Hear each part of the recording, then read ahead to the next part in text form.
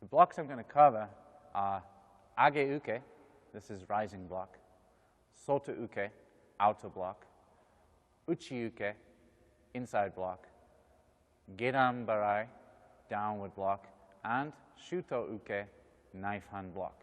These are the 5 blocks that are covered in the level 1, level 2 content areas, which bring us up to white, yellow, orange, green belt level. The first block is age-uke, rising block. Rising block comes up the center and then twists and blocks at the top. Up the center, twisting and blocking at the top. With age-uke, the wrist should be above the head. Not too far this way because now I can't see, and not too far the other way because now there's a chance of being hit still, and also it's not very strong at this point. So age-uke, our hand marks the position at which we're going to block. Some styles of karate just block, like this.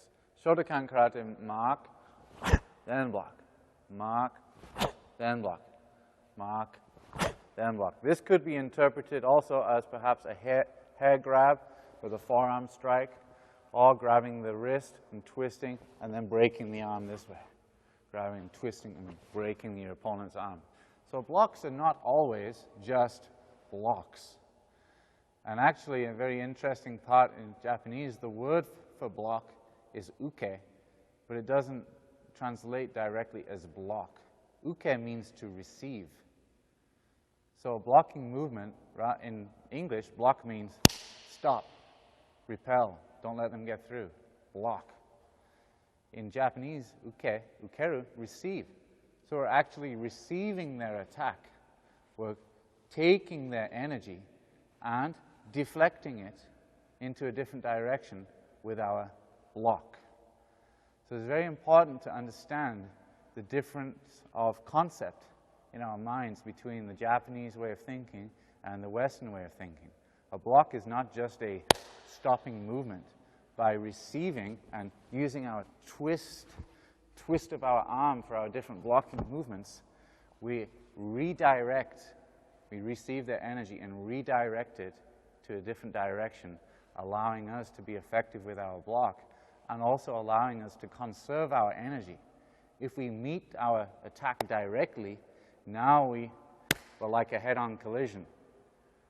Attacker comes, our block meets. This is not necessarily the right way to block.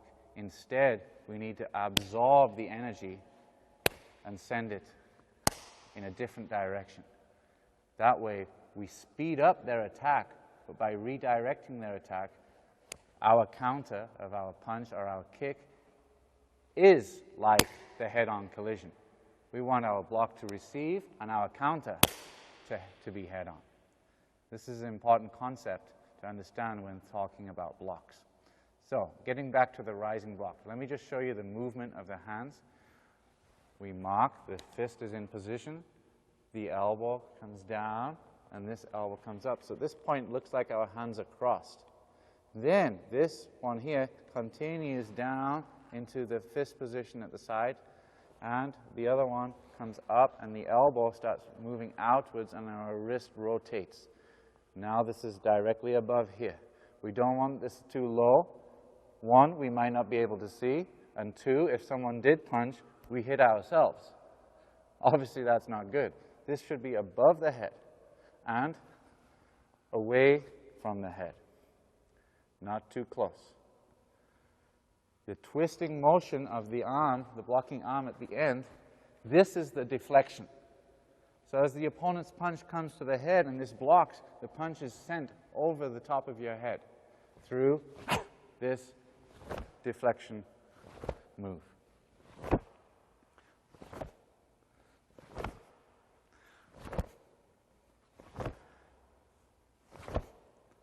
Age-uke, rising block. I'll show all of these moving forward too in a minute. Next block, outer block, soto-uke. Soto-uke. This block requires the twisting of the wrist for our deflection.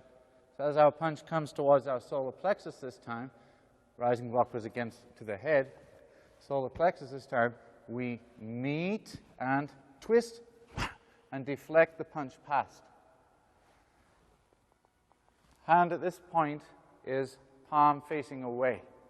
As this pulls back and clenches, this comes across using the hip twist and meets and then twist at the end. Across and twist.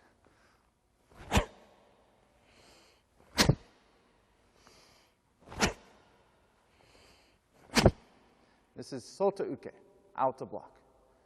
The next block is inside block, meaning coming from the inside. Outer block coming from the outside. So uchi uke comes, the blocking hand now, both fists are clenched. This is underneath the pull-back hand. And then as this hand pulls back, this one goes out. And again, wrist twist at the end of the technique. This provides the deflection, not just meeting head on. Twisting. Prepare and block. Prepare and block. 1, 2. 1, 2. Okay, with speed.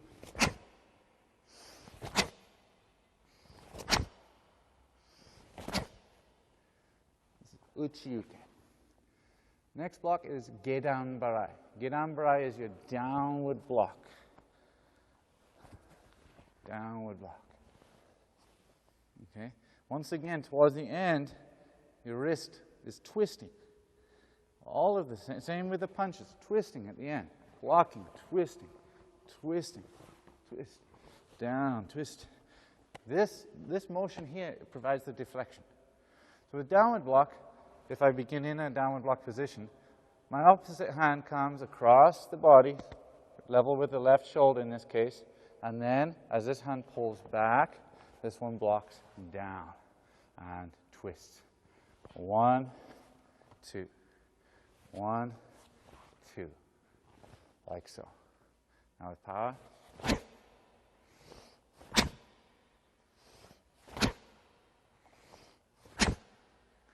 Okay, so all of these blocks so far, the rising block, outer block, inside block, and downward block, are using your forearm as a surface to block. With the rising block, we're using this part of our forearm. The inside block, also this side of the forearm. Downward block, same. The only one that uses the other side of the forearm is the inside block, where we're using this part of the forearm here. Now, obviously we have our forearm bones beneath our muscle here, and sometimes one of the big complaints of beginner students is painful arms from contact with punches and blocking. This is natural. You shouldn't worry too much about it, because as your technique improves, you'll actually figure out how to block without that pain occurring quite so often. It's still going to happen. But while you're training, you're building up your arms through the conditioning of striking and blocking with your opponent, and gradually your arms are going to get used to that sort of thing. You won't experience very much bruising, and it won't feel quite so painful when you block, because you're learning how to deflect and receive your opponent rather than blocking straight on directly. This is when it hurts, straight at your opponent. By twisting here, or whichever block it is that we're doing, now you're taking care of your arms and you're not going to hurt quite so much. So don't get disconcerted if you have bruised arms. It's natural to begin with. It will go away. The next block after downward block is knife hand block. So instead of using our arms to block this time, we're using our hand position.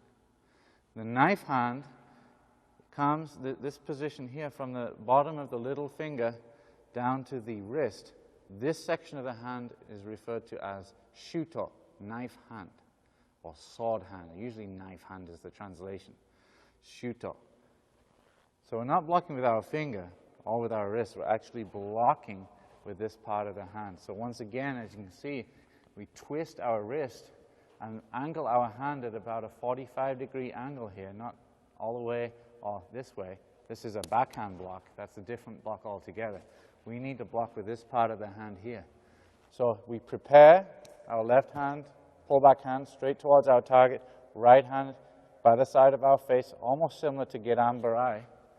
All right, but then we block across.